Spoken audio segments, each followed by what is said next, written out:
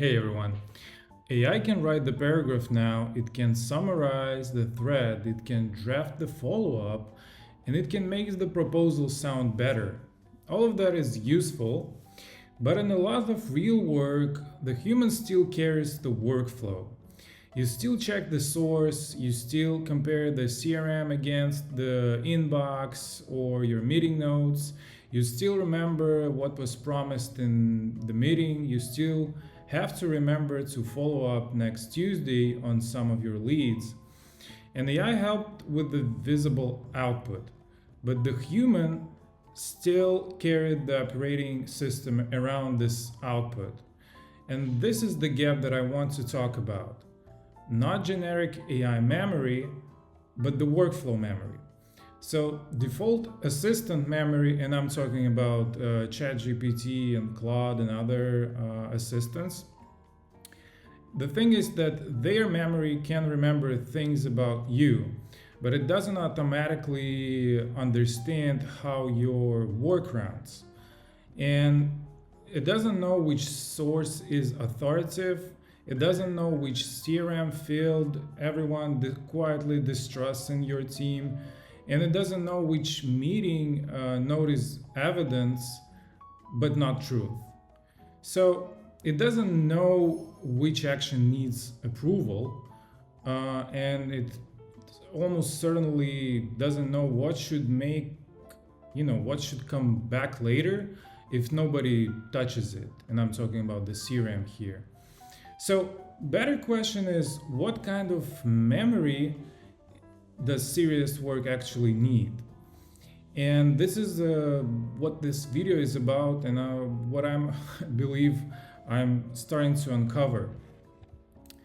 So,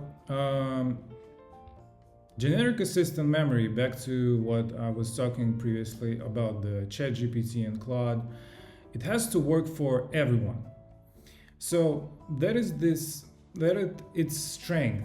It can remember that you prefer concise answers. It can remember that you work in a certain industry. It can also remember a recurring background, about your projects or your work or your colleagues even.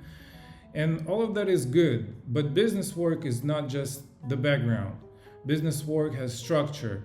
It has sources, approvals, open loops, relationships, artifacts, and of course decisions. So the structure is local to the person or team or even company, and of course workflow. So two operators can both say prepare the account brief and mean different things. And for one team, the CRM is clean and the meeting notes are messy. But then for another team, CRM is stale and the inbox had the real relationship history. And I bet everyone experienced this. So for one executive, the key question is budget timing. And for another, it could be a political sponsorship inside the account. So the default memory cannot safely guess those boundaries. It can remember that you care about some topic, but it doesn't know the operating contract behind the work. And that brings us to some more context that can become another audit burden. So the naive answer is give the model more memory. That sounds right until you try it in real workflows. So more context does not automatically means better context. If the system remembers everything, the human gets a new job, auditing the memory. So we have to answer which claims are still true, which were just observations, and which came from an old draft versus a new draft. So which should expire, which should be corrected. Like we have so many questions about this staleness. And memory that cannot cite its sources becomes another thing the operator has to verify. And the hard part is not storing more, the hard part is deciding what deserves to become durable context. And that's probably one of the main problems all the Silicon Valley engineers are trying to solve right now. So for the serious workflows, memory needs a contract. what is authoritative, what is evidence, what is inferred, and what needs approval before action, what should expire or be corrected. And the contract matters more than the size of the memory store. A company does not need an AI that vaguely remembers the team, because it needs one that knows which record to trust. And that specifically is related to agents, of course, and agentic workflows. So, from my understanding and from the experience of building these agentic workflows, the real unit is a work item.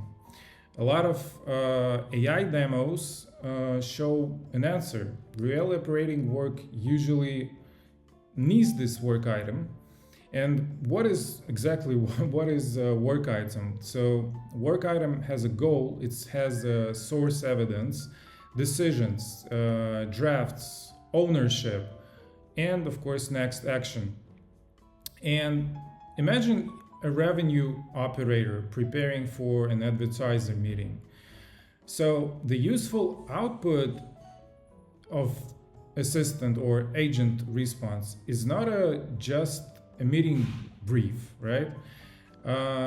Agent or assistant, in that matter, it needs to know why this account matters right now, what public signal changed, what CRM says, what was promised, what was discussed on the previous meetings, what product, audience, or offer angle, for example, is relevant right now, who owns the next action. And a lot of those questions are here. And ChatGPT, if you ask ChatGPT and Claude, it just doesn't know.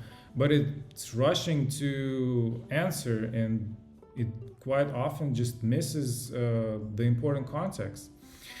And the failure mode is usually not dramatic, it's a good looking answer, but without any trail or trace. And the operator has still to check the source, compare it with the CRM, and do a lot of this, walking along different tools like CRMs and Gmails, and it needs to copy the result back into the system and make sure the follow-up doesn't disappear. So again, AI helped with a slice of the work. It helped draft something, but still human had to carry the workflow. And the real problem is not making the answer better, it's to reconstruct the work item from the operating record. And the way I think about the workflow memory is 5 layers. So layer 1 is evidence. What source material proves the work item exists?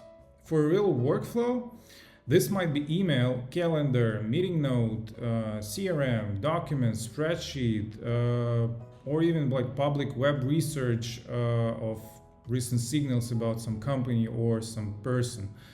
So the agent should be able to say, AI agent should be able to say that I used this CRM record, these emails, this meeting note, this public source, and this point is known, and I got it, like I'm speaking from the AI agent side right now. So the point is known, and this point was inferred.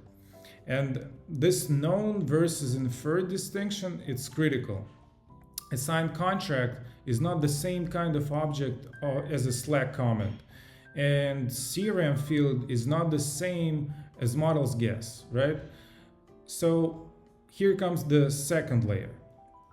So the second layer is tools. Basically, what systems does the workflow touch, right? Did we connect Gmail, calendar, CRM, Slack, and does agent has access to those systems, right?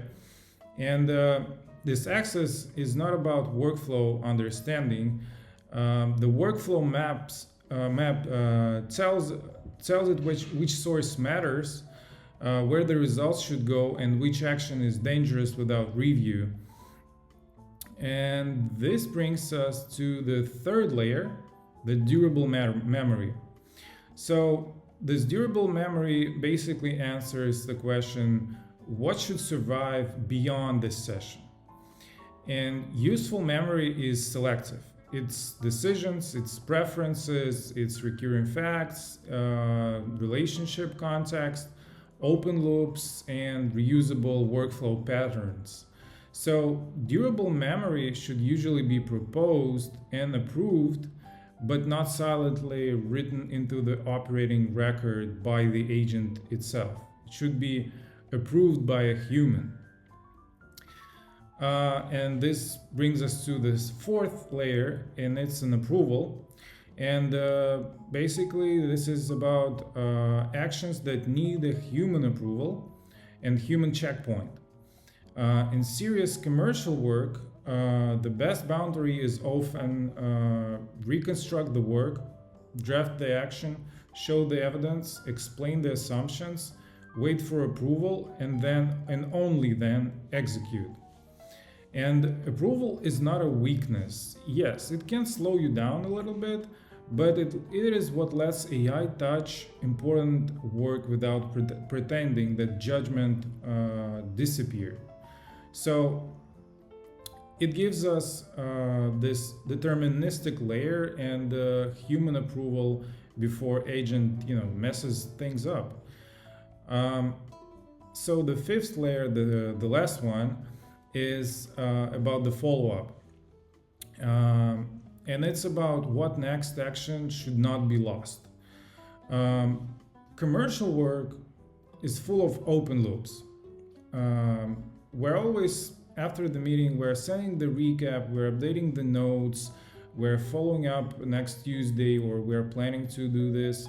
We're checking whether the deck was reviewed, confirming with our colleagues, and resurfacing the account when the trigger appears, right? And most AI outputs and AI agents, they end too early. They produce the paragraph, the text, the draft, but then they lose the loop. And our workflow memory should ask, what should come back later? So this brings us into one of the examples. So let's say Tim is matching a brand or advertiser to a set of possible partners, inventory or packages or accounts, right?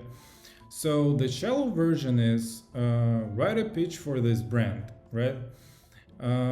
This pitch can sound polished and still be useless. The workflow memory version starts earlier. So first, it parses the brief. It tries to answer questions like which platform or channel, what is the audience, what is the budget, what are the deliverables, what timing do we have, and maybe we have like other restrictions. So basically, it tries to understand and answer these questions from the context it previously had on it, or it can search through your Gmail or through your CRMs, meeting notes, basically anywhere. And second, it tries to research the brand's current moment. And again, trying to answer these questions like, are they launching something? Is there like a audience shift? Or is it like expanding or running a campaign or responding to a market change? And third, it's about inspecting the available options. Basically, what can be offered now. And this could be an account list, inventory set, media package, or past campaign record. So moving next to fourth, it's about ranking the matches. Not by superficial similarity, but by the reason the match is commercially plausible. So fifth is draft the recommendation or outreach note or some other artifact. And we need to make it approval safe. The humans should see the rationale and approve the action of the agent. And in the end, we need to preserve the reasoning and the follow-up. Basically, what did we recommend? Why? And what is the next action? When should it come back? And the output is not just a better email or draft or a note in your CRM. It's an evidence-backed work item. Back to our work item thing. So this brings us to finding your first workflow. And I have like a little practical exercise. So just pick one workflow from last week. It has to be real and not sales or strategy in general. Something that you or your team actually did. Maybe you prepared for a key account meeting. Maybe you reviewed the stale pipeline. Maybe you matched an advertiser to an audience. Maybe you wrote a post-meeting follow-up. Basically, you need to be granular about the task here. And then answer these 7 questions. The first one, what was the workflow? Describe it in as much detail as possible. What evidence did you touch? What tools or systems were involved? Was it like Gmail, HubSpot, Salesforce, maybe some other systems? And then what judgment did you as a human had to apply? What artifact came out in the end of this engagement? And what needed approval, right? And as a last step, ask yourself, like, what should be remembered for the next time you open ChatGPT or your agent? So if you can answer those, you have something more valuable than a memory feature. You have the shape of a workflow. Your preferences are not your workflow. Your chat history is not your operating record. A summary is not a provenance. So a draft or an email is not an approved action, right? A nice answer is not a closed loop. The question is no longer whether AI can remember things. It can. The question is whether it remembers the right shape of your exact work and position. So this is the kind of workflow layer I'm building toward today. It's not a chatbot or that remembers, more trivial information about you, but more like an operating record that reconstruct work. It can show evidence, wait for approval, and preserve the loop. Thanks for watching.